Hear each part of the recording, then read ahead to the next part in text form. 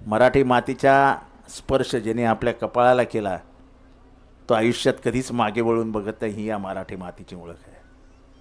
मी मुंबईला नेहमी महान का मानतो, तर इथे ज्यांनी पाय लावला तो कुठल्या प्रांतात ना आला हे कधी मुंबईने बघितलं नाही, पण तो उपाशी झोपणार नाही याची सोय मात्र मुंबईने कायम केली.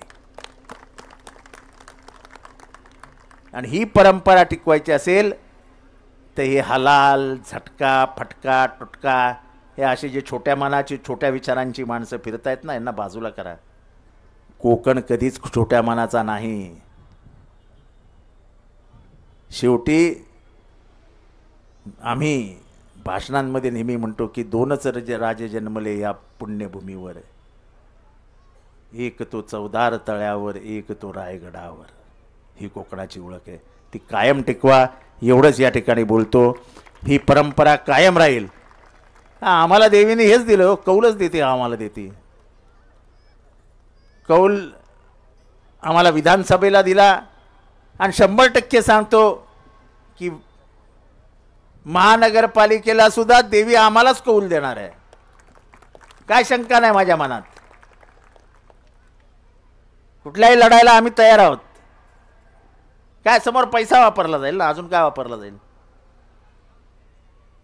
लढण्याचे सगळे शस्त्र आम्ही देखील त्याच्यात पारंगत आहोत. रक्ताच्या शेवटच्या थेंबापर्यंत लढण्याची ताकद आणि परंपरा ही महाराजांची आहे. ती परंपरा आम्ही जिवंत ठेवू एवढंच तुम्हाला सांगतो. तुमचे आशीर्वाद, तुम्ही जो आशीर्वाद माझ्या कायम मागे ठेवला आहे तो आम्हा सगळ्यांच्या मागे ठेवा एवढंच या ठिकाणी बोलतो. अरविंदचं परत एकदा मनापासून अभिनंदन करतो की कोकणातला हा पोरगा सगळ्या कोकणवासियांना एकत्र करण्यासाठी म्हणून धडपडत असतो आणि त्याच्या या कार्यक्रमाला नेहमी यश येत असतं. असंच यश त्याला देव देत राहो एवढंच या ठिकाणी बोलतो. रजा घेतो. जय हिंद, जय महाराष्ट्र. तुम्हाला शिमग्याच्या खूप खूप खूप खूप शुभेच्छा. जय हिंद, जय महाराष्ट्र, जय भीम.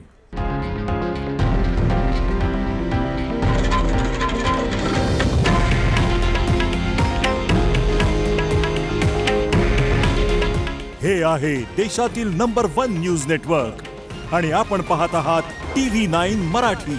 काळजी तुमची, हित महाराष्ट्राचं.